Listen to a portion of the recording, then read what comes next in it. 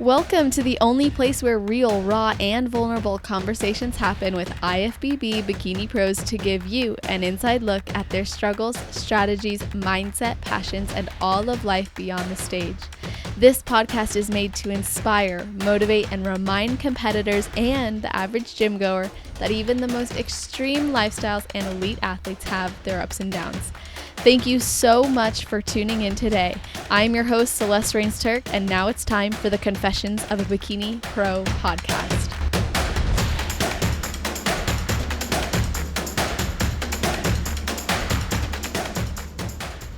Today's guest has been focused on balancing her mental, emotional, and physical health while pushing for her goals. She provides personalized coaching with Team Dumbbells N Donuts as a health and fitness coach and nutritionist. This athlete started her journey in 2017 and earned her pro card at her 10th national competition, the 2024 NPC Universe. Welcome to the show, KAYLA KRAUSS. How are you doing? I'm good. I did not know it was my 10th. Hey, that's a beautiful, I'm hopeful. circle. Yeah, I think I got the math. You probably did. I've actually never counted. So I was like, I turned pro at my 10th national show. That's pretty cool. Yeah, I always feel like it's a risk for me to tally them up because there's been times where I'll do that and they're like, oh, actually it was this, because sometimes it's not, for some reason, some competitions aren't posted on NPC News.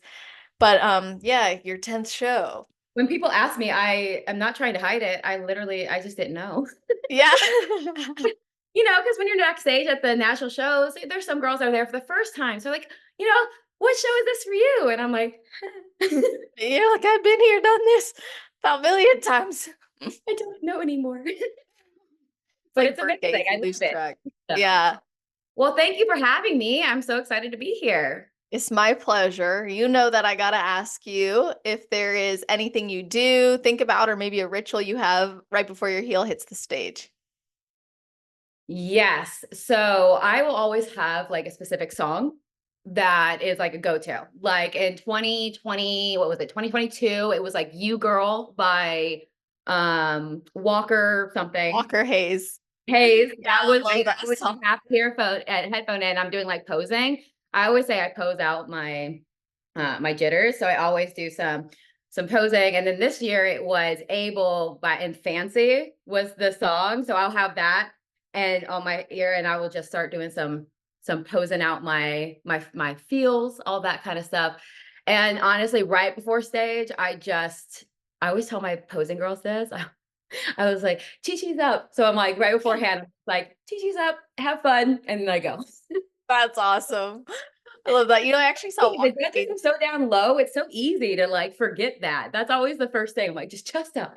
Yeah, that's a good reminder. It's good for posture. I'm like over here interviewing you like this right now. Right. Like, you know what? It's so easy. And then especially when the judges are down, there's so many like shows, like competitions where I've accidentally dropped. It's because I was looking down at them. So then that's why that's part of my That's a good point. I have forgotten before. Yeah, that's a good tip. I think too, when you get fatigued on stage, that's easy to start. Like you either lift your shoulders up or you start leaning forward too much. There's that overemphasis. So that's a good tip already. Look at you. You're already started with some. Right? I always tell people like how I've learned is I've had a few unfortunate stage shots and I didn't do it again. It's like, oh man, the things I wish I could erase.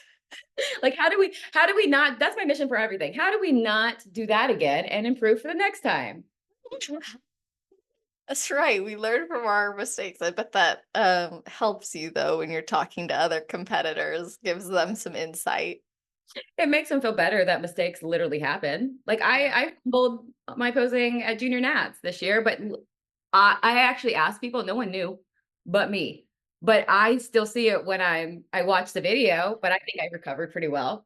But people think that just because we've done this forever, that we don't have fumbles or stumbles. It's just we just keep going and know what you didn't even notice because guess what? Only we are practicing that posing routine over and over and over again.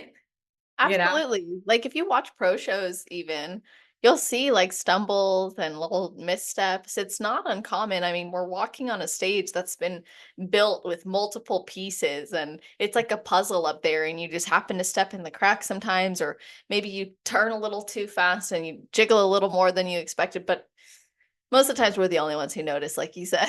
Yeah, you just keep going. Like I have stepped on like the uneven crack. They Mhm. even it was in the center of the center I box. know what you mean. Yep, I knew exactly. Oh, wait, but you put the box there. It's Yeah, you could have put it anywhere. We wouldn't have noticed. absolutely. It's But like, I did step on it, and I remember I had to do like my pivot with it, and uh-huh. I was like, "Well, we're either gonna fall or not." And we didn't.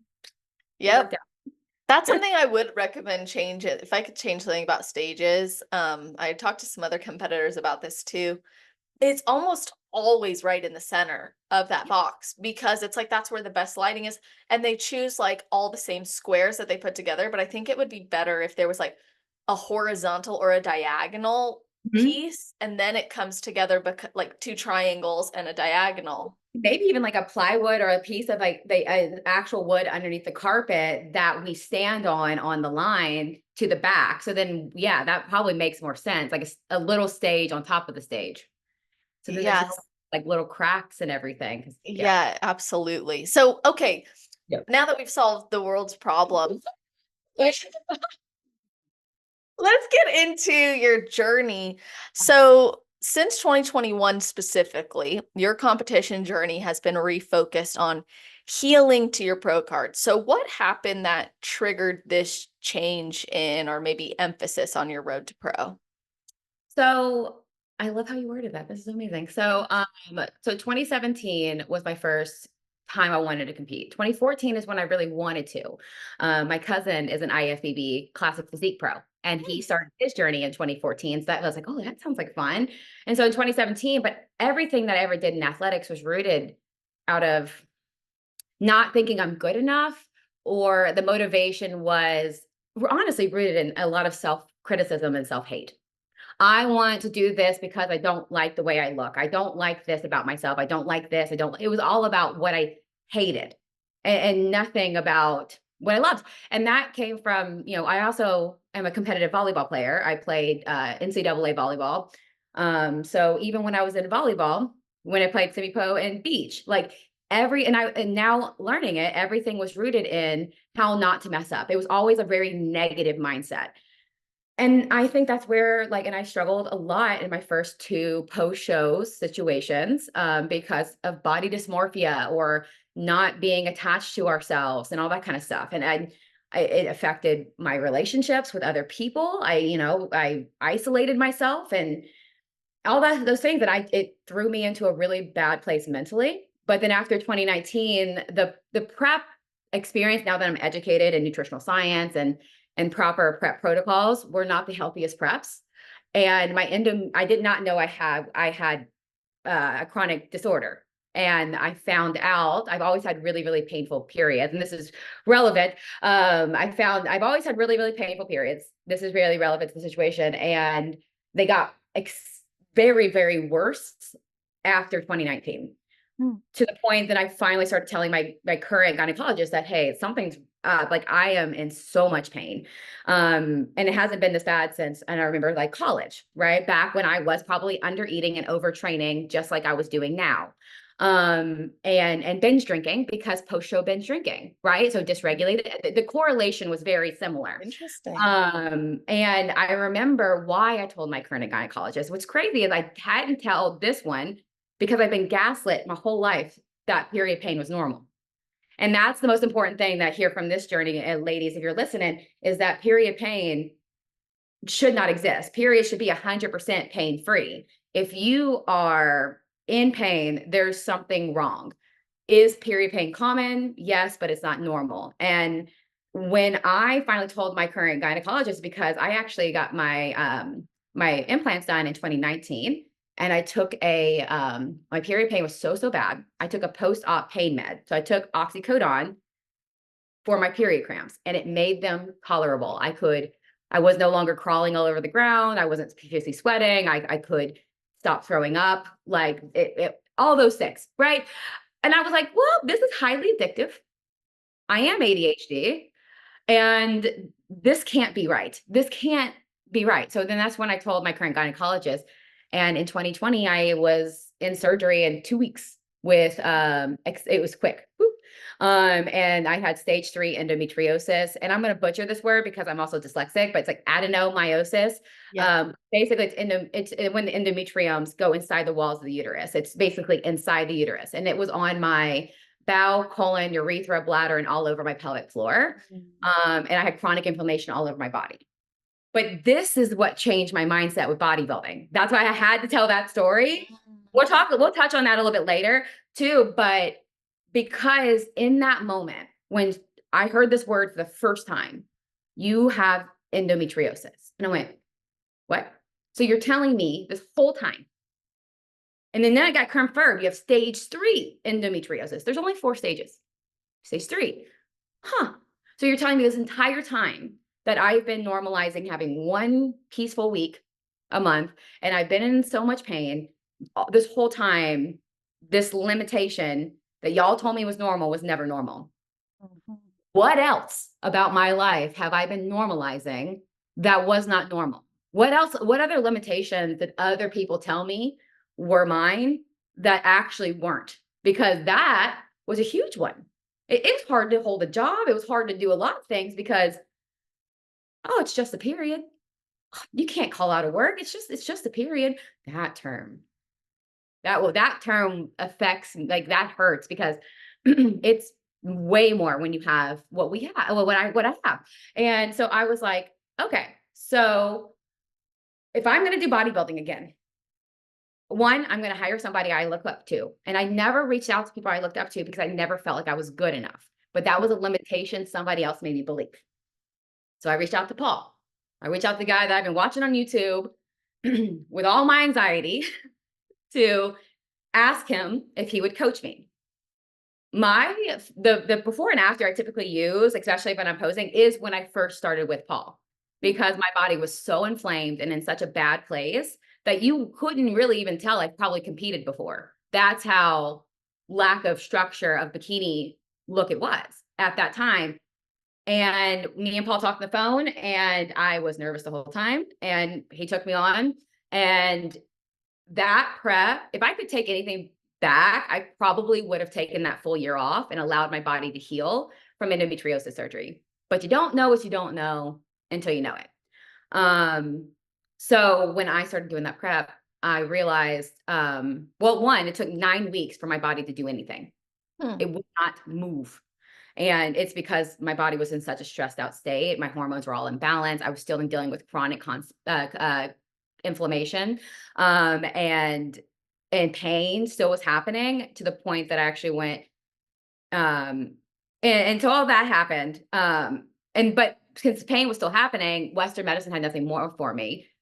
But I don't think of my limitations anymore. So during prep, my body wasn't responding. I was like, why isn't my body responding? Why is this stuff happening? Paul didn't have the answers because he's not a doctor. He's a coach. So to me, it was my responsibility right then and there to figure out what's going on with my body and mind that can make me the best person to respond to his protocols. It's not his responsibility to make my, that's too much to ask another person to do. So what I did was then I went back to Western medicine. They had nothing for me. That's the end of the rope there. So I was crying, and I Googled female focused acupuncturist because I've never been to an acupuncturist, and that they said acupuncture could help. That's when I met Dr. Julie. Dr. Julie is an acupuncturist out of Jacksonville, and she was the first person that was like, no, you can do this. You can compete, and we can heal your body, and all of these symptoms will go away. Like, basically, she said all of it was possible. So I let her help my body heal during this prep. So the whole time I was doing, because I already knew, I know it feels like all over the place a little bit, I think. But I already knew I could do cardio, track macros, workout. Done it, did it, been doing it. I'm just a jerk to myself. That's the problem, right? So while I was doing all the physical stuff, that's where the mental and emotional stuff started coming in. And that's where I told my husband that when I was struggling, body wasn't responding. I was trying to figure out what's going on physically. And I was again, people told me the way that my brain operated was my limitations. And I felt anger a lot of the times. And I didn't like feeling angry. And this happened all during this prep. And I said, anytime I felt, angry, I was like, I told my husband, I was like, I don't want to feel this anymore. And so he encouraged me. Actually, Alyssa, my business partner, Dumbbells N Donuts is her handle. And she referred me to her therapist. And so she became my third team. So during my first prep, when I decided to do this differently, and this is the biggest thing, what I want you to understand is that when I decided I want to do this differently, I wanted to choose me every single time. Like whatever it needed to be, there was nothing, any limitations. I wasn't going to suppress and surpass myself. I was going to understand and persevere. Like whatever it came on. So whatever physical thing came on, I searched for the answer, right? When the mental stuff came on, I didn't try to put blinders on and ignore like it wasn't there. I just, even though it made it so much harder, because it's hard when there's 35, there's 31 years of trauma and stuff just unloading. That when I started with the therapist, this is when I knew how bad it was. And this is actually the question that altered how I talk to myself, is that she asked me a very baseline question. And she just said, do you, what are your mental and emotional needs? Like, honestly, it's like, where do you live? What's your name? What are your mental and emotional needs? And I swear I did not know I had any. That's how bad it was. I didn't even know I had any. So that was like another moment of, wait, what? Wait, I have those and I'm allowed to have those and like they exist. And that's probably why like the anger exists, because I never, so that these really big aha moments became I always tell people we're getting off the tightrope of all or nothing, where you feel like you're walking a tightrope made for somebody else and you're either on the tightrope or you're failing, but yet you still have blinders on, so you can't see anything around you. And then do you expect yourself to somehow not be anxious? Like literally imagine yourself walking a tightrope with blinders on a tightrope made for somebody else. It might be for your weight limit or not. We don't really know. We don't even know how long it is because you've never done it before. It's like I started taking all these puzzle pieces and creating a little foundation where I knew would help me feel grounded. And I knew it wasn't going to be easy. So was 2021 my best season ever? No. I actually was on my cycle every single show. I talked about my uterus with Paul more than he ever would probably want to know about it. Mhm. Like this was my first prep with this man, and I'm literally every prep, every show peak was my cycle week, and I was dealing with all of this stuff. But the thing is, as much as I was bloated or inflamed. I didn't love my hair. I tried to do curly hair that year. I was trying to figure myself out. Okay, I didn't know what I was doing. Really, because I told you I was going to be completely different. I was going to be new. I wanted to figure out who I was outside of who people told me I was, and I didn't know. So during this process, it just allowed me everything that kind of perceived as a failure or a setback. It was just like, to me, it was just another window that I never knew was there that just opened up. And I'm like, oh my God, there is sunlight here. Okay, cool. And I guess that's kind of where 2021 and the shift of the mindset kind of went into. I know it's a lot, right? That is beautiful. What I'm hearing is there was a series of dismissal in your life where you're consistently dismissed, whether that was a need, an expression, an experience. And when you grew older and these experiences became, now you cannot ignore them, and they were starting to really take over your life in a different way, you addressed them and you found help, and you didn't tell yourself, no, I'm not going to address this anymore. You actually went and talked about it. You got the help that you needed. And instead of leaning on other people's understandings or projections of who you are, you established that for yourself. And of course, that came with trials and challenges and a lot of inner work that is a continuous effort that doesn't just stop. And that allowed that shift to go from I'm just going to continue to push myself physically to what could be potentially holding me back in these other ways or limiting me that I have yet to break through. And you made the decision that that was important to you. And clearly, it made an impact on you as an athlete. And we know that athletes, and you can probably attest to this while being a volleyball player in the NCAA, being an athlete, if you're having anything going on in your personal life, it generally gets reflected in your performance or your playing life. So once you started to address these concerns, what did you notice change in your physique athlete experience? So it's everything that I was learning, I correlated back to science. And at the end of the day, when you have a chronic illness or disease or disorder, whatever we want to call it, you have to keep you have to keep it happy. So repeat the question for me. I have it, but it kind of jumped on me. Yeah, yeah. How actually addressing that influenced you as a physique athlete? So that being said, everything came along with regulating my nervous system, understanding within therapy. So everything I was learning in therapy and coping skills and processing when I'm in sympathetic ventral vagal and when I'm in dorsal vagal or breather fawn, and feeling that sense of safety and embracing that sense of safety, right? And when you learn and actually allow your body to feel comfortable and peace, because honestly, if you've been living in chaos your whole life, that's actually going to feel like chaos until it doesn't. Right. So everything that I was doing was using coping skills. So basically, even with cardio, like and even why I have an at-home gym, if I learned I had auditory processing disorder with ADHD, instead of being like, oh, you just need to suck it up, you just need to go to gym, you got to do it anyways. If I was feeling overstimulated and I was feeling overwhelmed, and the idea of a loud gym with fluorescent lighting with a bunch of people was just going to make me go further into a sympathetic state than I already was feeling in that moment.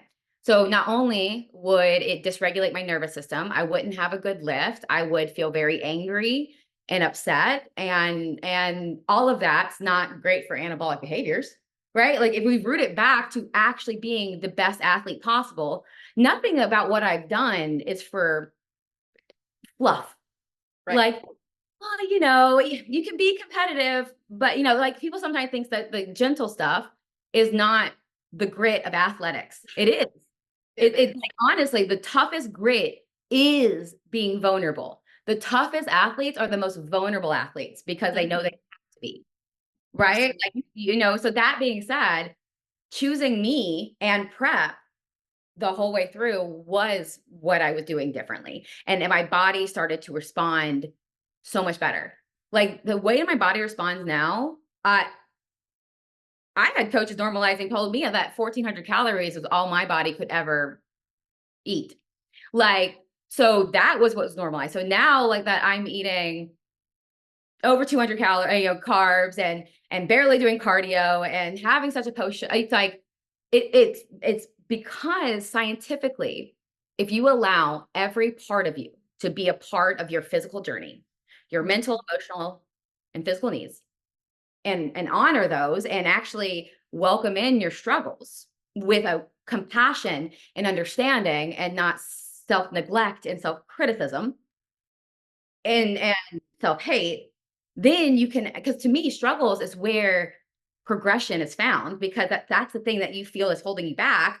Well, maybe the way that you were, feeling that resistance just wasn't your way. So how do we welcome in that struggle to then push forward? Right. And so then all of a sudden you're not carrying that on your back. I always use it as like people like bury it or sweep it on live, bury it alive. I'm like, have you ever seen a zombie movie? Those suckers reach their hand out and grab you when you least expect it. That's what happens when you don't like take care of the zombie the way you're supposed to, you know? So that was my transition. And yeah, my body started to respond a lot better. And it honestly helped me. The way I changed my mindset as a person and as an athlete was the coach I wanted to be. And that is the year 2021 was when I started coaching as well, because I knew what I was doing. I knew I wasn't quite there, but I knew what I was doing and I knew my education. It was different, but it was needed. And whoever was like me needs this. And most of my clients are neurodivergent. So not a lot of neurodivergent people have a low self-esteem and neglect themselves just like I do. So that being said, it allowing my empath side to and wearing my heart on my sleeve, that I always got told that was a bad thing. I'm like, she's beautiful. Why would I want to hide her? She's great. And anybody that doesn't want to treat her with kindness just because she's out and about has no place being close enough to even affect her. So who cares? Like they don't get to be around me. Like, if people don't want to respect my vulnerability, like then that's fine. You don't have to be. You just don't have to be around it. But I'm not going to hide her just to protect them from you. Like kind of energy. And that came for the same toxicity within myself too. Oh, I love that. This also makes me wonder if, because you do wear your heart on your sleeve, do you feel that posting on TikTok because that's a big area you do this, about your diagnoses or experiences, has been helpful in your personal journey, not just in helping others, but in your personal journey? Yeah. So posting on TikTok actually was, if you go on my TikTok, it's just now transitioning back to kind of bodybuilding because Mhm. it was a safe space for me to heal. My Instagram had always been fitness, Mm. and fitness to me in that moment wasn't safe for me to talk about as much until I felt like it was, right? And obviously I talk a lot about it now, but at the beginning I was really leaning in on TikTok and, talking a lot about complex PTSD. And I didn't even know what that was, but understanding what you're going through, TikTok kind of, I love the algorithm because it connects you with like-minded people. So you're not alone. So then doing these little videos and stuff made me not feel alone when I would say not feel crazy. One, if you're looking for progress, you're not crazy. Crazy is when you think you don't need any help. And it's like one of those things. So TikTok was definitely a great healing aspect for me. And going live too is I've been doing that race recently, which I really, really love because people, when they think bodybuilding, they think so not who I am. Yeah. And I love kind of telling people. So that gives me that platform. Love that. And I think what also stands out to me is you getting the physical help with the endometriosis, adenomyosis, as well as then eventually the surgeries and the acupuncture, along with the therapy. You continued to compete and push through in that prep. So there must have been something important to you about prepping. So why was it important for you to continue to go for it despite those challenges and the lack of response from your body? I My biggest why to wanting to do this. In 2022, I almost got my pro card. I missed it by one placement. And Paul always says that's the moment when you knew it was possible. Mm, And he's right. mm, Because I've gotten, that year is the first time I got first call outs. And that when I first got first call outs in 2022 in national show, and I was like, oh, okay. And then I was like, then this became, it always was my why to show people that you could do bodybuilding and not hate yourself. It was always my big why to show people that in real time that it is possible. Back in the day, diet culture, toxicity, and self-hate and that is so ingrained and embedded that the thought process of like, yeah, like maybe for you, but yeah, like it's hard to believe it's possible. It's almost when it looks too good to be true, then people, and I just wanted to help shift people's perspectives. I'm not going to change people's minds. That's going to be on them.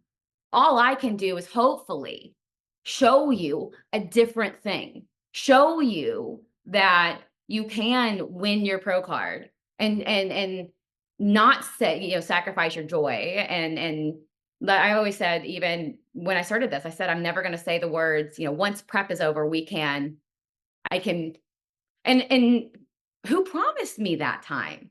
Coming out of 2020, that helped open up my eyes to the fact that life is short.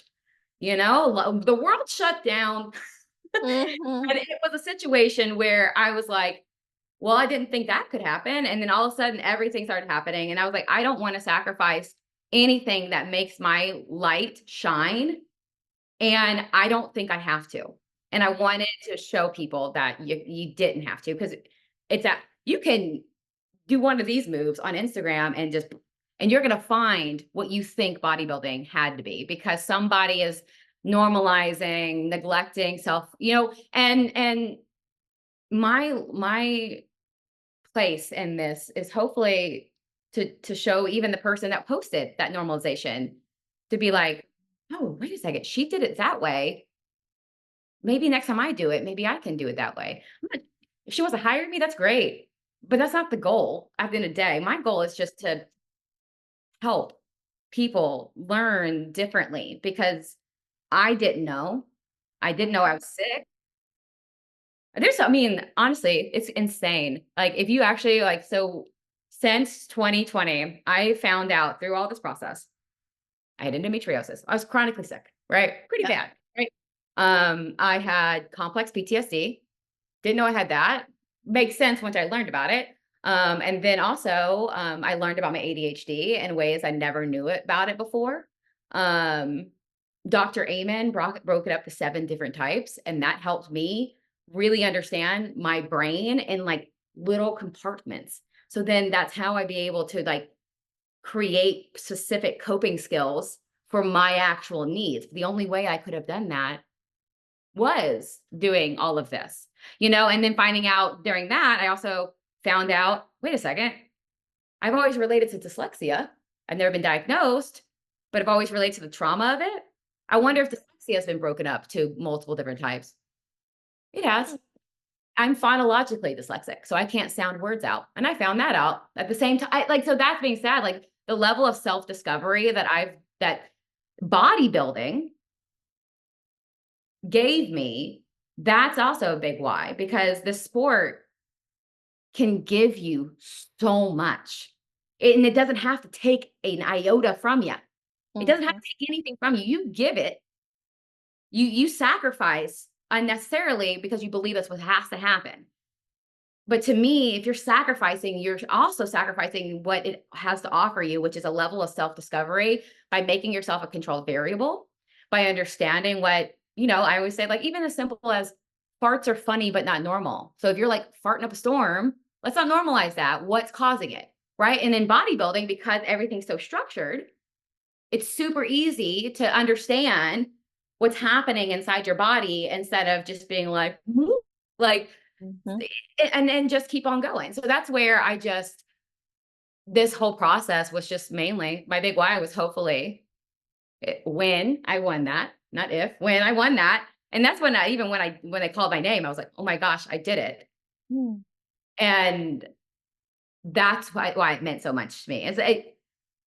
Maybe that's the empath in me, maybe that's trauma, but it was never about me. And I don't know how else to say that other than it's amazing that I did it. And it's amazing that I did this for myself. But everything I learned during the process has helped me help others to a level that I never thought I could too. And that's what this is all about for me. If you're looking for competition heels, jewelry, and fun competitor extras, then visit shoefairyofficial.com and use code CELESTE for a discount at checkout.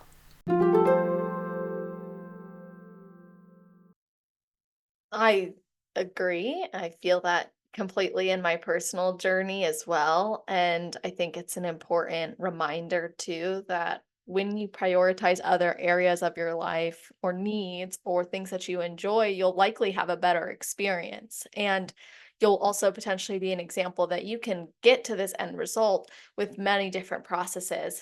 I think that sometimes what gets glamorized isn't always the best approach for everybody. Generally, it's not. And bodybuilding kind of has this preconceived judgment or criticism on it, stereotype. And so when you can kind of show up and say, well, that's not how it has to be, it does empower other people to take a different approach. And I think too, the growing promotion of mental health and emotional health, spiritual health and physical health, believe it or not, physical health and bodybuilding, geez Louise, but it's true, like to actually prioritize that is growing. And I think that's helping young competitors take a slower, more considerate approach. And I think it's also helping existing competitors adjust or adapt their approach so that they can have more longevity in this sport and detach from that outcome defining them, especially if you've been an athlete your whole life. I imagine that winning plays a lot of importance. And you said early on in the episode that there was a hyperfixation on not doing the wrong thing. So for you to start to learn what's the right thing for me is a big shift. Before I ask you more questions, was there anything from what I just said that you wanted to maybe expand on? I'm sure I probably could, right? So, I mean, I think that the biggest thing is during all of this is, like you said, health and physical health. My body, and that's another thing. I have a chronic condition that responds negatively, just like the idea of people with endometriosis very much are common to have like things like PCOS. You can have both. I have many clients with both. I don't, but it responds negatively to stress. So it actually allowed me to bring in another level of my athletic mindset. And I love strategy because a true athlete loves strategy. If like, and no matter what sport it is, I love to figure out how do you execute, how do you get through, like, right? So then when your body is maintaining a level of homeostasis, even in, if you can create controlled stress and minimize uncontrolled stress, your body will respond better. Period. Right? Yeah, diet breaks and stuff like that. But that thing said, Paul's stuff worked because my body has been healthy. And that's not just my body, that's my mind, that's my emotions, that's my life, that's everything. But even like post show, people really lose themselves. I do feel like because they sacrifice themselves. And that's they're like desperate to find themselves again. But if I could help everybody's mindset in prep or out of prep, just be like, we just got to get back to homeostasis. That's it. If we just get back to equilibrium and our body is healthy, digestion, hormones, sleep, all of it's great. Like, and if not, are you taking your essential vitamins and minerals? Like, let's break it all down, and because that right there, before thinking, I'm all about informed consent about anything when it comes to your life. That comes to your protocols, that comes to your plans, that comes to supplements, it comes to everything, right? You need to, before you say yes to anything in life, right? You want to make sure that you're doing it for you. So with food restrictions and like stuff like that, or any restrictions in your life, make sure it has to do with you and not just some random restriction, right? Like I can't have garlic and onion and specific high FODMAP foods because of my damage from endo, right? So my food restrictions keep me healthy, right? Just like somebody that's allergic to a peanut can't have a peanut because they will die. I won't. So I can have peanut. Doesn't mean it's bad, right? So like I don't travel with Tupperware. Like literally Wednesday before turning pro, 1 week of not turning pro, I didn't weigh myself. And Wednesday before flying to the show, I don't travel with Tupperware other than like my meats and stuff for the show. I had boom chicka boom popcorn and a Fairlife out of the little convenience store in the terminal because I needed carbs, fats, fiber, and protein. And it digests well. But that works for me. I don't have OCD. I don't have overfocus tendencies. And so when I'm working with so that being said, like you said, it's like wherever you feel resistance, look at it, embrace it, and then allow that resistance to persevere through with what makes sense to you. And that's why my life doesn't take a ton of self-discipline. People always go, I wish I had your self-discipline. I'm like, it doesn't take discipline to live a life that you love. If your life is kind of discipline, I don't know if I'm allowed to curse on there because You can. I mark all of these as explained. Even though most of them aren't, I'm like, man, yeah. That's the thing. It's like, so Yeah, that's a really great point. It's important to consider that what process you take should be challenging enough that you grow and learn, but not so challenging that you eventually burn out or you feel like you're doing something because of somebody else and not for you. 120 minutes of cardio 6 days a week is hard. Yeah, it is. Why are you trying to make it harder? Yeah, It's like one of those things, exactly. like, I have chocolate every single day. It's one of my favorite fat sources. I have it multiple times a day. Be 30 grams, it could be 50, it's wherever the day leads me, right? But, Right. like, I don't restrict anything that I want. If I want something, I don't go, "I can't have," I go, "How can I have it?" Mhm. Honestly, teach you a lot about nutrition because you're like, okay, I only have this many carbs left. I have this many protein, but I really want that. So how do I have that? And you honestly, guys, Chat GPT is a genius. And you can literally write that into Chat GPT. I'm craving Mexican food. I have this many macros left. This is what I have in my pantry and refrigerator. Boom. And it will shoot out options. I brainstorm with that all the time. I love that. That's a good idea for recipes, macro-friendly recipes. Right? Or low FODMAP or like whatever. Like anytime that you're thinking and you're stuck, I'm like, brainstorm with AI because it it it won't give you the perfect answer, but it will give you some answers you didn't think about. For sure. Yeah, so let's kind of take a magnifying glass to part of your journey, which is the endometriosis and adenomyosis. Now, the reason I want to do that, I've already explained to you, is because I personally have a lot of symptoms that align with those, but I don't have answers yet. I spoke with Brooklyn Bade on the podcast a long time ago, and she spoke about her experiences with it. And then I'm finally personally gonna go and get this checked out soon. So I'm really glad that I have had great providers who are open to that and say, yeah, this isn't normal. I mean, throwing up from pain, crawling around on the floor, having I call them ghost cramps, like the pre. My first time, first time I passed out for my cycle, I was 18. I was a freshman in college, and my teammates had to walk me to the infirmary, Oh no. and they told me, it happens. That's it. I Well, mean, it's not from the heavy bleeding. no, just from the pain. Oh, okay. Wow. My pain was unreal. My bleeding wasn't that intense for the adeno, which that is a common symptom. Mm. Um, but the thing is, I'm so happy that you did reach, I am talking about this because honestly, your doctors and a lot of Western medicine doctors would not believe that I'm healed to the level that I am healed and the level of laughter of symptoms I have based off my diagnosis and based off my life. They don't think it's possible. Hmm. Like, I honestly joke around and say I should be studied just so they can learn what is possible because there's just spoken limitations, right? So the first thing is I'm happy that you have a gynecologist that has diagnosed it. That's amazing. Have you ever been to Nancy's Nook? No, I haven't had it diagnosed yet. Oh, I'm gonna be seeing it's assumed based on symptoms, but we have to go through the. yeah, they're gonna do an ultrasound and they have advanced some ultrasound, but they're not gonna be able to diagnose. It might be able to, they can diagnose the adeno by like measuring and maybe seeing some things, which is they're great. I mean, that's great. But then Nancy Snook is a Facebook group Mhm. that this Nancy lady is a nurse practitioner. She started this Facebook group. It's an informational group of Hmm. correct modern information. So then you don't end up having anything like if you should not have an ablation, those do not work for endometriosis. It's not correct, it's outdated, and it's wrong. But yet it happens. Hmm. So you have to have like, when you have endometriosis, you need to have an excision surgery because it has the lesions are not surface level, they're rooted.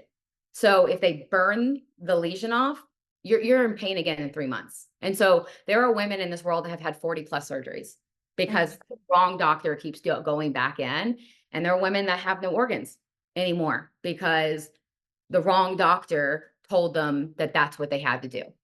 And I technically am fertile. My husband had a vasectomy after the surgery, but their surgeries to maintain fertility, like they can cut the nerves to the uterus. That's what they did for me.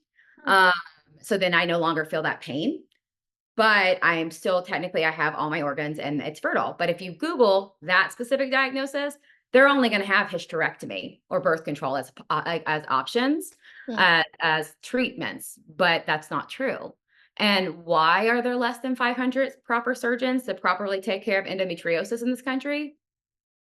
I do not know. There's a lot about this I do not know. All I know is when people reach out to me in my DMs, I am info dumping so hard on everything. And if anybody wants to, there is the most, it is a highlight on my page. It's from the moment I got diagnosed to today. So you go through a journey of me not knowing what the heck's going on to me kind of learning and then us learning, right? So the biggest thing is making sure you're with the right surgeon. Before you say yes to surgery, you want to make sure that they can take care of everything and that they aren't only for gynecological organs. That if it is on your bowel, your colon, your spine, your lung, it can get into your lymphatic system, right? And because if a surgeon goes in and they're only approved for gynecological, they'll leave it behind, and that's like leaving behind cancer. It's Mhm. just gonna grow. And you just went in surgery. It's painful. It's uncomfortable and there's a recovery. So I want everybody to be able to have one surgery, just like I did, and never have to go back. And I will never have to go back. And then endometriosis and then acupuncture was the next step. And everybody after surgery, I'm saying, okay, you're done with Western. You're done with them. It's fine. They did their job. Yay. You don't need birth control if you don't want birth control. I haven't been on birth control to manage symptoms. That's what they're going to tell you. You have to have, you don't. Because that masked symptoms. And I didn't want to mask symptoms. I wanted none. So I worked with Dr. Julie. I did two times a week for 3 months. During prep, though, I don't know if I would have to do it that often. I probably would have. It probably been more efficient if I wasn't in prep too, but it can make post-op care and increase 70% faster in the healing process post-op with gynecological acupuncture and Chinese medicine to help regulate out your organs and stuff. So that's basically why in 2022, like that show I almost won my pro card, I was on day 2 of my period. Mhm. And so like learning this whole process and then learning pelvic floor dysfunction. Like that also, helps me be a better posing coach, but teaching people pelvic floor therapy because of where my endo was. And then also castor oil packs and holistic approaches to help with adhesions and then break up adhesion, help with circulation and minimize inflammation with like castor oil packs. Like there's stuff I learned from acupuncture. Like, did you know if you're constipated during ovulation, if you do a castor oil pack on your liver, that's what's going on because your liver has issues during ovulation because of the stress and everything that right then all of a sudden digestive issues will be fixed. It works, it's real, but these are like inner workings of like Dr. Julian acupuncture when it came to healing allowed me to understand like where my body's needs were with that one too. Um so when you're going through it, I'm your teammate now. Aw. I help a lot of my clients. A lot of clients come to me and they tell me the same thing. And um, I very much always want to make sure everybody's going down the same pathways that I went because I've seen it go down the other ways. And Yeah. it should be just be like, woohoo, it's just one, it's a very simple conversation. It's just sadly it's not. And I want to prevent anybody from giving up dreams like fertility or feeling like they have to like lose things. Like I said, informed consent. Let's make sure the information that you're having is correct before you give consent. Yes, Yeah. absolutely. I really appreciate that insight and feedback as well, because I think a lot of it goes underdiagnosed and overlooked because we have been told for so long to normalize it, and our moms were told, or our grandmas, or our aunts, or whoever is in our life, other females in our life have been told that too. So then it's like, oh, well, everyone at least for me, is everyone in the family has painful periods. Everybody this. Now, I think that there's also a level of, probably, like you said, holistic treatments that can be done that are important to consider in that process too, so as to not lose hope. But what I'm hearing from you is there's options. And I think that's really key. And there's also resources. So one thing you had mentioned earlier was about your husband. So you said he's been supportive. And um, when did you guys get married? And Yep. how has what was that? So you go, yeah, we got married in 2018. Yes. finish your question. And I was going to ask how his support has been different or even healing to you as opposed to like maybe previous experiences you had. So my husband is an extremely kind and compassionate person. He's the first, and that was the thing that set him up. I didn't date for a long time. I dated seriously with somebody in college. Once that ended, I was basically scared of the whole process. So never was in a really committed relationship until I met my husband. And when I met him, the one thing that set him apart is that he is extremely kind. Mhm. And I knew it felt different, and I liked that. I didn't know it, whatever, right? So then we met in 2015 and playing volleyball. By the way, he asked me to be his co-ed partner in a volleyball tournament. So that's how we met. And my husband also was in the marching band. He played clarinet in high school. So like, and he was homeschooled and was raised like we're when on paper very opposites, right? And people get very confused. They're like, so does your husband lift? I'm like, not at all. He has probably canceled his gym membership like I think 4 or 5 times, 6 times. Now it's at least twice a year. He'll start it back up, and then it's just not his thing, Yeah. right? And I'm like, but I don't need that. I need in my feeling of safety, I just need to feel safe, supported, and I need to have my independence. You don't have to be involved in it, right? And he's gone to shows before too, and he doesn't like it. He doesn't have any interest in it. So then why would I force you to do it? Because then when I'm all excited getting off stage, you're like exhausted and like you're it's I can tell it's fake energy here. Like I can feel energy way too much. I was like, I'd rather us just celebrate after the fact Yeah. and celebrate with people that are interested in bodybuilding. So then we can feed off this really nice, positive, like excited energy, right? And so that's where I love the fact that like you know, I never had this much independence in a relationship before. I didn't think it was possible to be me. And I thought all of those things. I sadly I've never been in a relationship that had compassion. So I wasn't allowed to struggle very much. That's probably the root of like a lot of my complex, not root, probably it is the root of a lot of my complex stuff is that I never received compassion. So the fact that my husband continuously does, and he supports me in ways that make sense to me. Like I'm ADHD, and I do want to touch on one thing because I think it's really cool, but I'm not going to squirrel off, I promise. My husband, I always say navigating proper ADHD medications and the systems is like neurodivergent Hunger Games. Only Yeah. just because it's literally made for neurotypicals, but it's frustrating for neurotypical people. That's how bad it is. So my husband, and in Florida, people very much not I don't know, and I love Florida and I love the experience, but people were kind of a little bit angry, like calls and like trying to get the pharmacy and the whole situation. My husband just started doing it. I have not filled my own prescriptions. He calls the doctor, makes my appointments for me, puts them in my calendar. He works at a desk, so it's not like he's sitting here being my assistant. He just sees, like he just constantly sees things that are a struggle for me personally as a neurodivergent person, and he goes, "That's easy for me," because he's neurotypical. So I haven't done laundry since 2018. Haven't done it because it takes him what takes me 6 hours and 3 cries, it takes him 15 minutes, and I don't understand it. It's voodoo magic to me. Like, how did you just do that? Where I was just, like, sobbing in a pile of, like, clothes, you know? It's like, Yeah. it's I remember the moment too, just to give you a glimpse of who he is that I was crying in laundry because, again, I haven't been with people that had compassion. So I got berated a lot. So I thought again, I was about to get berated because I let it get too much and all this stuff. And my husband saw me kind of starting to go into a bad place. And he just goes, "Kayla, no, this is what marriage is about.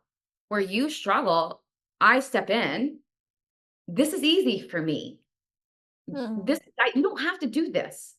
So don't do this." And I was like, I lost it. Like, it's just like, to have somebody see you in that level of in your struggle, That's right. it honestly helped me generate self-compassion because, like I said, if I've never witnessed it, how would I have ever known how to give it to myself? My husband's compassion and kindness and support really has allow that younger version of me before the trauma, that kind, compassionate side of me to start showing myself the same thing within my neurodivergent things. Because even being diagnosed with that growing up, you know, I always say that it made you really, really painfully aware of your weaknesses, but blinded you from all your strengths. Hmm. Because all they're telling you is what you're doing wrong, but they forget to tell you all the things you're doing right. So, so that being said, that's what my husband does to support me in this. And I couldn't have done any of this without him. There's so much I want to expand on there. So, for one, I think that's a great example that healing can take place within relationships, even though there's a strong message that you have to be perfect to be a relationship material in quotes, you guys, if you're not watching this on YouTube. To be relationship material, you got to be perfect and perfectly healed and all. I think that is a very strange and limiting mindset. Obviously, there's things you have to take personal responsibility for, but within relationship, you can heal too. So I think that was something that stood out to me. The example of compassion and the ability to see that there are going to be different interests, and interest doesn't always equal commitment. So for example, just because you're dating a bodybuilder doesn't mean that they're maybe compassionate or loving or kind. And just because you're dating someone who isn't into bodybuilding doesn't mean they won't be supportive or understanding or respectful. And being able to know what it is that matters is very important. Like yourself, I don't need someone who does competing or does bodybuilding or even goes to the gym. He needs to be active. He needs to be able to go on a walk or a hike with me for sure. But the rest, I'm like, if you're just having fun, playful things is your thing, that's great. So you do have to have an understanding of what it is that you really truly need, not the thing that you think you need sometimes. And then to kind of build off of that further, I think it's also important that you exercised that grace for yourself. You saw it's okay to receive this support, and it's okay to use my strengths somewhere else and learn what those strengths are, and vice versa. So it sounds like you both do a great job of anticipating each other's needs and respecting each other for who you are within the relationship. Yeah, and I think our biggest thing is it's never me versus him on anything. It's us versus whatever situation it is. Even if it's an argument between me and him, we know it's not me and him versus each other. It's whatever is in the room right now. And even when I'm struggling to ask for help, I will even say, I'm feeling really dysregulated about this right now. I really want to ask for help, but it feels really silly. And I'll let him know that I'm really uncomfortable to ask for help, and him every time I do that, it helps heal that emotional trauma of when I asked for help, I was received with hate or criticism or why do you need help with that? That just, it's like because I'm different. And honestly, having a supportive partner like that has allowed me to utilize my energy in ways uh, that benefit me and propel me forward. Right. I was a successful real estate agent before 2020. I didn't like the energy of real estate after 2020. So that's why I also transitioned to that. But he's it's just amazing to me. It's like I just kept growing in all of these aspects because I wasn't wasting energy thinking that I suck at laundry. Who cares that I suck at laundry? There's so many amazing things about me that so many people from my past are never going to experience because they were so obsessed with laundry. Like, if it's so easy for you, then do it. Because if it's so much easier for you than it is for me, why would you yell at me? Mhm. For not being you? I wouldn't yell at you for not being me. My husband's he was an introvert when we first met, Yeah. I've helped him get out there and tell he's so funny. And I tell people all the time, you want the funniest jokes? Go sit by Brandon. He won't say them loudly. Sometimes I just repeat them loudly so everybody hears it and everybody thinks I'm super funny. But yeah, like I've helped him like get outside his box too and embrace his authenticity and his needs. And like we just want to support each other. So just because he's not sitting in the audience when I won that pro card doesn't mean that he wasn't watching the lives. And just because I travel alone doesn't mean I'm not supported and all those kind of things. And I know people have thought that. So, and honestly, that's a reflection on their perception on relationships and not a reflection on me. And I hope one day that they those people that do think these things, hopefully one day, and that's not anytime any stuff happens, I just go, hopefully one day they can reach a level of healed that they can see what this is, because it's an amazing thing to feel this, no matter what it is. So true. So that's a great point. Sometimes too, I think we have to go through personal experiences that then teach us. I know that's true for me. You go through a personal experience, you're like, I'm doing that differently moving forward. Learning the hard way is the only way apparently I know how to learn. Like Yeah. anything. I was The warned. easy- Didn't matter. It really sticks when it goes that way. Yeah, doesn't it? And this whole process has been amazing for me, because my husband, even though being neurotypical, has allowed me to embrace my being neurospicy. That has been one of being ADHD, endometriosis athlete has been probably the leading thing. But also, like, I want you to know, like, this whole process too, like even the medications and the supplementations I take for my ADHD, I'm the one that told my doctors about it. Like, so I never even knew ADHD was like low dopamine, right? I didn't know that that's what that was. So when I learned that, right? So like with endometriosis, it all roots back, but my types of ADHD are rooted in my emotions. So that's why I have to have compassion for my mental and emotional needs, because they can dysregulate against off of low dopamine, which I can't control. Right. So that being said, when I talked to my doctors, I was taking Adderall all the time, which is a time release. But once I learned my type of ADHD, if I'm getting dopamine and it's going like this, if it's not rooted into my emotions, they're not going to feel these. Mine is. So then I started taking Vyvanse, which is that like that steady release of it. But then I learned that estrogen is a building block of dopamine. And when you go from your ovulation to your menstruation, your estrogen goes down. That's why PMDD exists. That's why PMS exists. Because if you are ADHD or you're neurodivergent, or if you just have chronic inflammation, all that kind of stuff can affect all of it. As your estrogen goes down, so your symptoms go up. So my Vyvanse wasn't working as well. So then I talked to my doctor about giving me medication boosters. So I take Adderall quick release medication boosters to keep my body consistent across the board in all 4 phases of my cycle. And the reason I could do that is because my life is so controlled to a level because of PrEP that I was like, oh, that's a symptom. What can I do there? Oh, that's a mental symptom. Why is that a mental symptom? Is that a vitamin? Is that a mineral? Or is that my medications? Right. And so that, honestly, learning all of that and dictating my health with my doctors. I don't go to doctors and be like, what do you think? I go, this is what I think. This is what I would like. This is why I think this is the best way. Now doctorate, and learning that too, because all of it all comes back together. Having a supportive partner, redoing this, and then also just challenging everything allowed me to literally dictate my health and to be able to control what's going on up here to some level.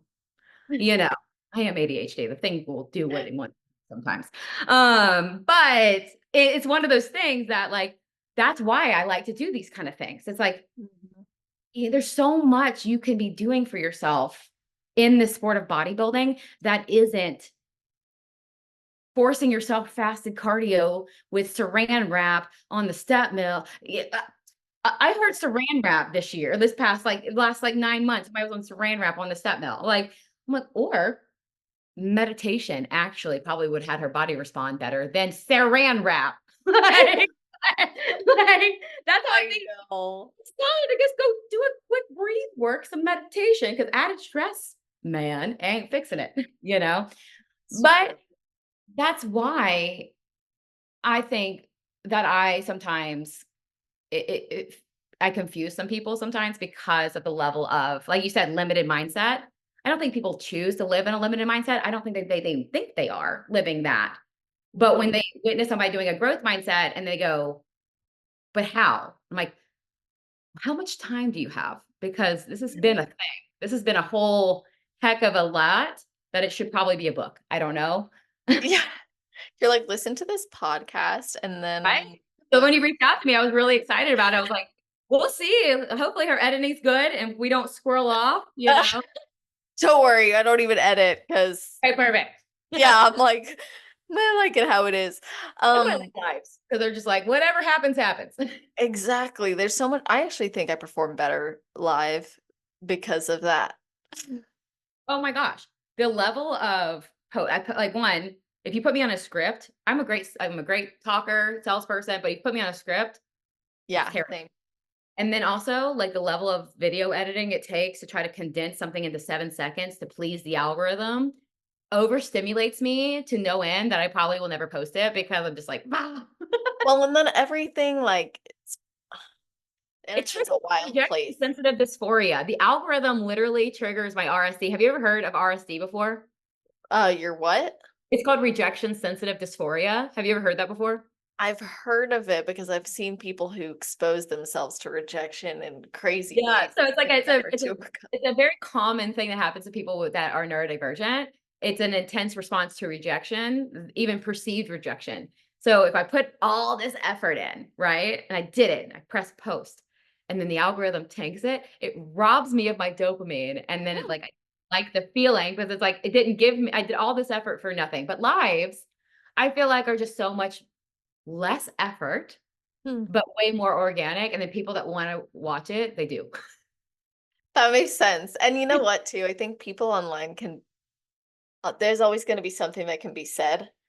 Oh, well, what about this context or this context? It's like, for me, that's where I get tripped up because I'm like, well, technically this and technically that, or well, if you consider, so you can never get all of that in one post. And then the day you decide, well, it's okay, I won't provide all the potential context, that's when someone decides to comment, well, if it was, and you're like, uh, Right. I Okay. Now and then like you put all the context, and then like no one really reads the caption until somebody does when you decide not to, yeah, and you're like, no, I can't. So yeah, that's absolutely. I would wish I was like, hey, let's let the algorithm just like don't care about it. I'm trying. We're working on it. I'm real trying not to care. Yeah, that's actually why I post on TikTok because it's the place that I don't care. Because I just post mental health videos for counselors or for people who want to learn about mental health because I just find that's my outlet for more broad mental health as opposed to the build more than just a body that's applied to a lot of athletes, Oh, competitors. I've never ended up on the wrong side of TikTok. And like one of my videos that the one of my following is mainly from one video about complex PTSD. And I love it. The healing community on TikTok is amazing. So Yeah, yeah. I love that. So, okay, I want to talk to you about your experiences going pro and how that's now maybe going to change the way that you're representing yourself or what you want to achieve because when you were getting the pro card you wanted to prove what was possible with these emphases on other areas. What do you want to represent or maybe pursue as a in your pro career? So honestly, keeping the same energy up, right? But with a honestly, with a professional status, keeping the same mindset of healing towards your goals, right? No matter what that's going to be, that's what I'm going to continue doing. Um, my goal with pro is I turned pro in masters, right?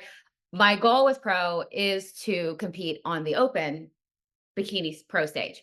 So to me, that means I'm going to focus more on that growing and like that really good improvement season because the one thing about my journey is that I haven't taken that time to really focus on allowing my body to just not be in that season, right? My brain loves seasons. I've played sports my whole life, right? So I think this time it's just basically bringing that same mindset into growth and to the off season and helping other women in this time. And when I decide to prep to that show, it's definitely going to be like I want to go to a show where like Ashley Kay is, and Jen Dory, and my teammates that are amazing. Like when Daraja has her baby, and when she's back on stage, and Ari, like I want to be compared against the best, right? Because that would be amazing to me to get that feedback from the judges. Because shows to me are, I love feedback so much because that is where the strategy comes in. I mean, what else? Mhm. That kind of stuff. So I guess that would be my mindset now with turning pro and just continuously being myself. And hopefully helping other women towards whatever their, if it's confidence to the stage or whatever it is, that's what my focus is going to be on.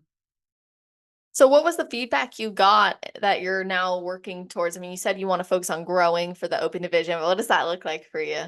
So I think amazing. So I definitely want to touch on this a little bit because, this universe was the first time I've competed in more than one division since 2017 because I Mhm. won novice and I got second in novice or something my first season ever. And Okay. then I never got to do like multiple for all these years. So like Yeah. that was so hard. And honestly, it allowed me to empathize first by novice girls better. I know it's harder to keep like filled out and stuff, but that was difficult waiting that long and then competing in open after doing masters. And I'm like, so And my that adrenaline rush that already has happened.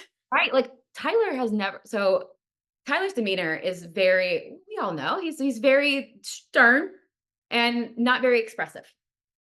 That's it. So he really, when he looks at you, it's quick, and he moved me like center immediately. Like before we even turned back, he was like, move, move, move. And he moved me in before we even turned back. I was like, well, that's a first.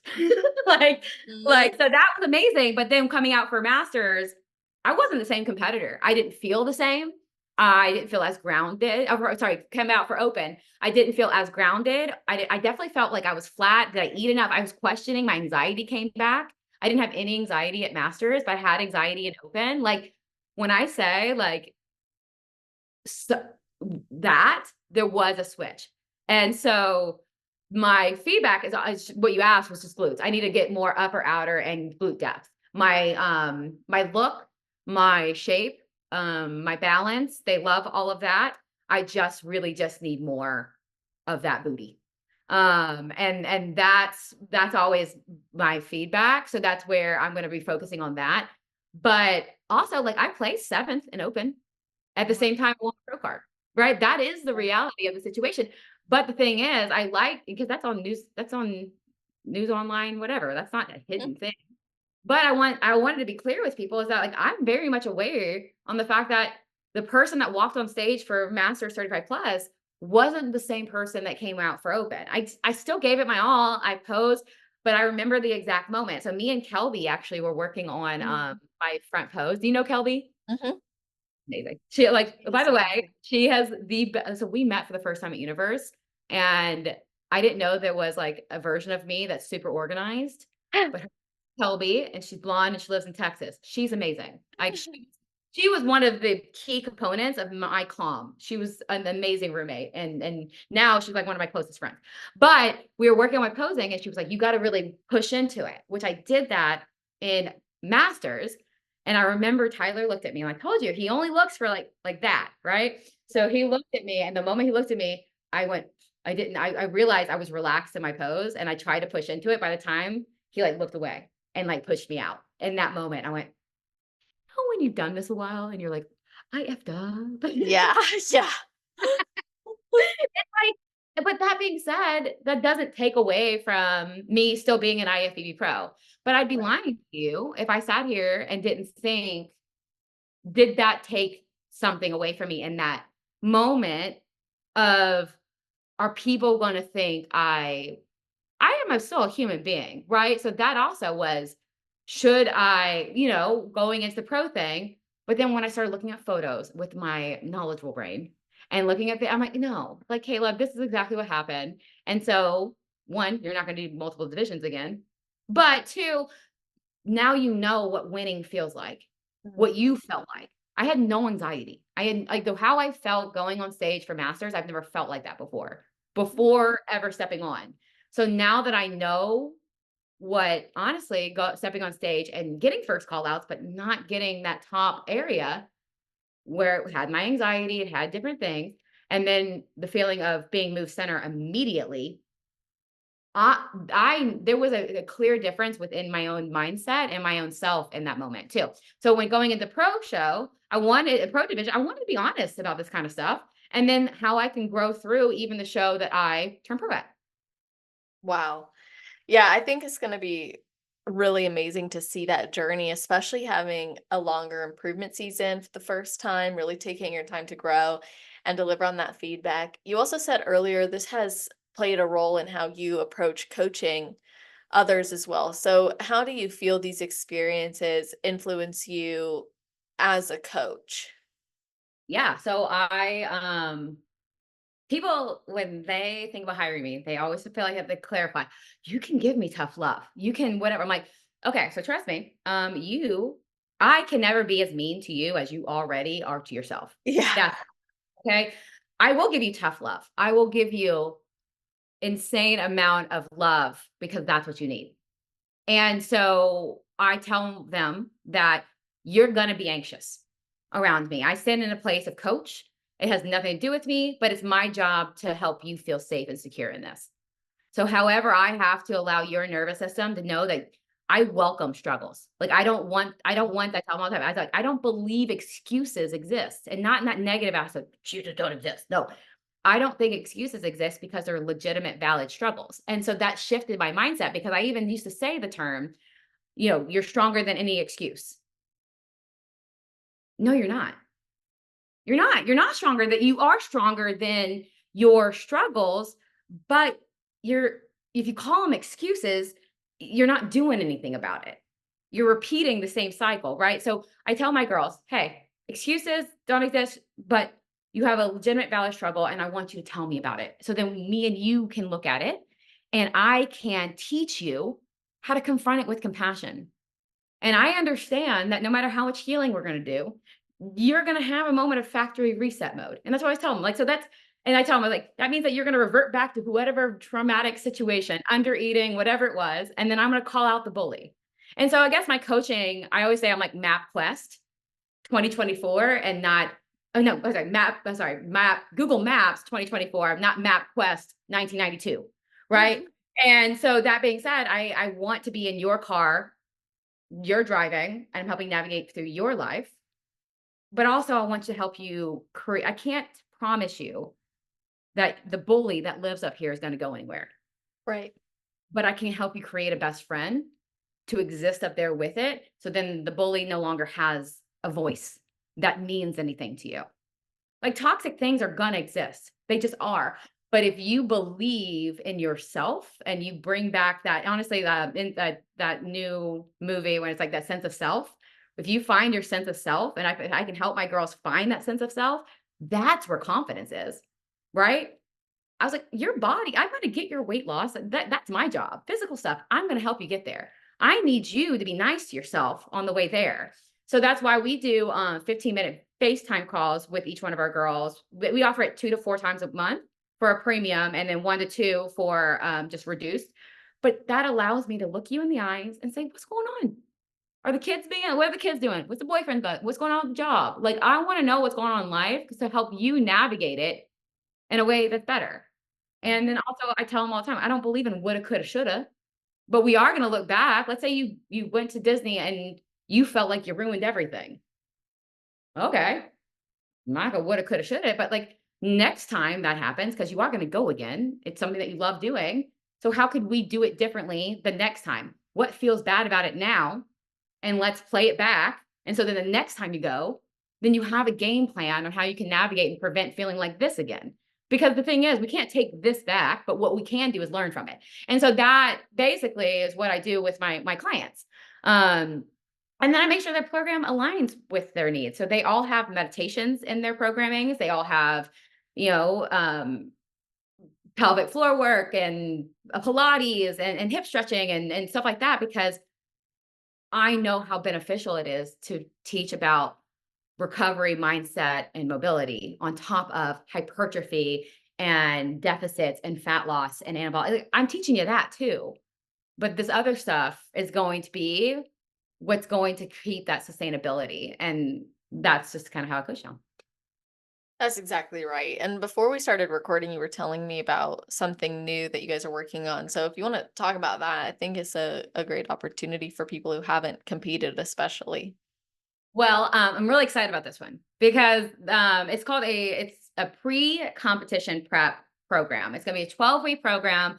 Ideally, it's going to be an idea of fat loss phase or rebody comp based on people's nutritional needs coming in. But it's going to have 3 phases. Each phase is going to teach you something.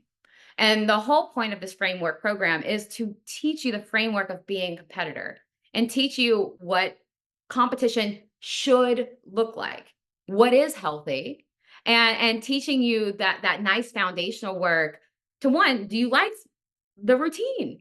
Like, is all this routine what you like? Because if it's not, but you learned a lot from it, then we can just go on a lifestyle thing now. Because now you just don't like that. That's awesome. But then also the ones that go, oh, I love this. I'm ready to get on stage. Great, let's do that. Now you've gone through the process. You understand all of this context behind it all. You've built this foundation that's rooted in who you are. And now we're going to go into a customized, because it's not customized. It's all the same training program for each person. So it's not customized training, it's customized nutrition and customized cardio. But then when you transition into a one-on-one, you get customized training and all this stuff. And all you're doing is just continuing the same energy, right? And so then prep no longer feels like restriction and just this huge, a life-altering situation, because you've already learned how to implement it into your life and you know the why behind a lot of it. It comes with like a 30-page ebook explaining things from RPE to macro timing to macro mindset to stage weight. I even put stage weight on there. I gave the ranges of what stage weight is because people always ask, but then I gave context of what that means. These things that people talk about a lot. And the goal with Dumbbells and Donuts is to teach people there's no such thing as good or bad on the relative on anything, right? It's all relative to the person. And if people decide after this they want to prep with Dumbbells and Donuts, that would be amazing for us. And we would love that. But the goal for this for us is that we are so tired of seeing people go through this stuff. And we all have gone through it, each one of us coaches, because we're all around the same age. We've all had the preps, our first preps like this. We don't want to see anybody else go through a terrible first prep thinking that this is what prep is. And one, walking away from the sport thinking it's dangerous and toxic because that's what you experienced.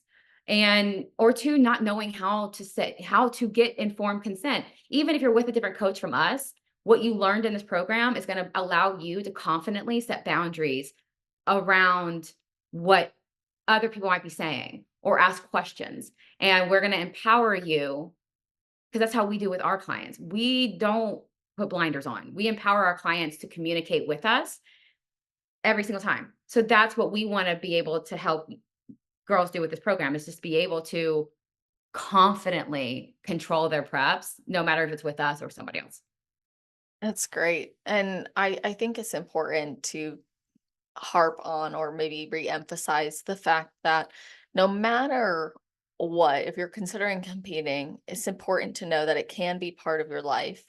And usually some sort of integration phase prior to competing will be of benefit. And I think that, Oh, sorry, I didn't want to. oh, I was just say, I think that's something I wish I knew when I was starting. Well, that's the one thing Paul said. I mean, Paul had coached a lot of people, obviously, and he has a lot of experience, and he's coached some of the best, right? The one thing that he has said to me continuously, I find I probably should post him saying it, is just that I'm one of the most consistent clients he's ever had. And this is why.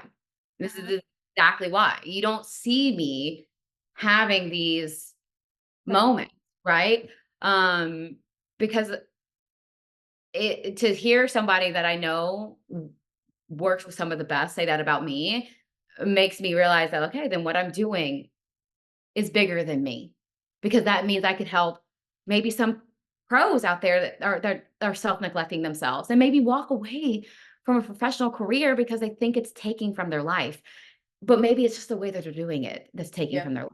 You know, like that's where I'm like, but maybe it's not. So that's where I love this whole thing. Me too. I love that insight. And I think that there's so much value in sharing our journeys too for this exact reason, because we get to show like there are different ways to approach this, and there's value in finding the best way for you, even if it's a little bit painful and requires change and trying new things. It is beneficial, and the inner work will sneak up on you no matter what. So it's better to address it and have the support of people who have also done it, I think is beneficial. So everything that you've shared has been awesome. I mean, from your own personal journey to your experiences, your insights. I want to ask you for your best advice, but before I do that, is there anything that you think I should have asked you that I didn't? No, I think that we've covered a ton of things. I feel like you've done a really good job of funneling it in there because I was like, I don't even know how to properly, talk about it because I feel like there's just so much. There's so much. And that's the thing, like I've had to learn through podcasting.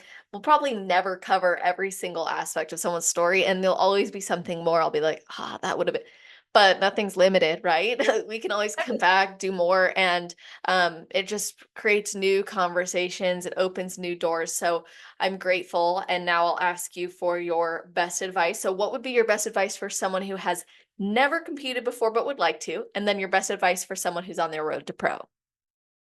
So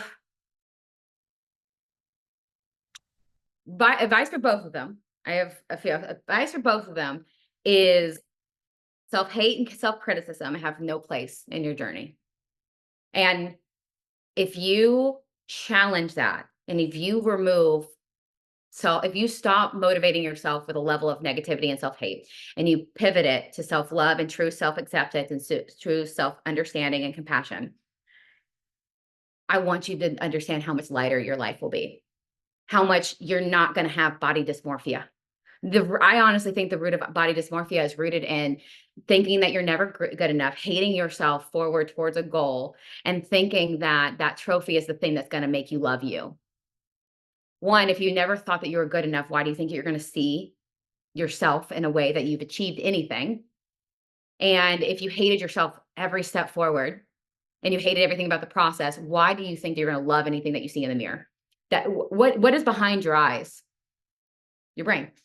So that's what I would suggest. If any part of your journey is rooted in something that you hate about yourself, try to figure out how you can love that thing about yourself, because trust me, there's so much lovable things about the things that you think are your worst qualities. So that would be my advice there. For people wanting to compete for the first time, do your research. Okay. Educate yourself. Lane Norton, Paul Rivera, they put out a lot of free content when it comes to this. I love Lane's book of competition prep. At least debunks a lot of that root stuff. Before saying yes to a coach, make sure they align with your core values. And that being said, just because somebody has whatever, if they don't communicate the way that you like, if it feels off, you don't feel heard or seen, the way that they live their life doesn't align with your core values, then that person is not for you. You don't want to be mentored by somebody that doesn't align with your core values. Paul and Tipo Physique align with Team Dumbbells and Donuts and my personal team, like my personal core values. So that would I be there. So, and then also girls that going pro, stop trying to think that you are driving towards pro, but take that away from it. Drive towards the best version of yourself, and that moment will come. Because the thing is, like, if you focus on just little by little being the best version of yourself and grounding who you are and getting that, when you win your pro card, when that happens, you're going to be so grounded in who you are that you're going to really feel it. Right. And when you're always just striving, you've never seen me I'm not neglecting anybody, saying anybody that's had the road to pro, but my road was to healing. My journey was to do this sport and hopefully turn pro. So I would just make sure the mindset and the way that you're speaking to yourself on this journey is a way that is adding value to you, because a pro card is literally a piece of paper. It's a status. It's not value unless you put the value behind it. Ooh, rewind, press play again. Exactly. Drop the cup. No, just stop it. That's Yeah. awesome. Yeah. Yeah, love that. I wanted to echo. So I'm grateful you shared that. I'm grateful for your time. I want other people to be able to follow your journey, connect with you, reach out about working with you. So how can they do that? My handles are all the same. It's just Kayla _ IFBB Pro. And my DMs are always open. You can DM me. You also can just fill out an application. And then you'll be put on a call with me. We do free consultation calls with every single person that want to work with Dumbbells and Donuts. So during that call, we'll talk, during that we'll talk about your goals, your struggles, what you need help with. And the point of doing that is to make sure everybody feels comfortable and confident before any commitments are made. And I want to make sure my coaching style aligns with you. So trust me, like if you DM me and you want to work with me, I'm just going to send you my link to my calendar. I'm like, just check my calendar. Let's talk. Let's see if it's a good fit. And when it comes to budgets, that's a conversation I want to talk about too. It's like, I want to know what your goals are, and then what is your budget? Because trust me, I'm sure I can make something work within your needs and that too. And during conversations is the best way to do that. Awesome. Well, that'll all be in the show notes page. So you guys, that's on celestial.fit/podcast. If you're listening right away, it'll be at the top of that page. If you're listening in the future, scroll down to the category section, which is alphabetized. Not only will you find the links to connect, but you're also going to find a full summary of the episode, a bulleted list of the topics we covered, as well as the episode timestamps. So you can go back and listen to your favorite parts, as well as share it with your teammates, your friends, your family. Let them know what resonated with you. And of course, it means so much to us when you tag us that you've listened, and it means so much to the athletes when they get those messages from you guys thanking them for sharing their story or reaching out about something that did resonate. So all that being said, Kayla, thank you for coming on. Thank you so much for having me. Yeah, it was my pleasure. And to everybody listening, hope y'all have an amazing rest of your day, night, or morning, wherever you are in the world while you're listening to this episode. Just make it awesome.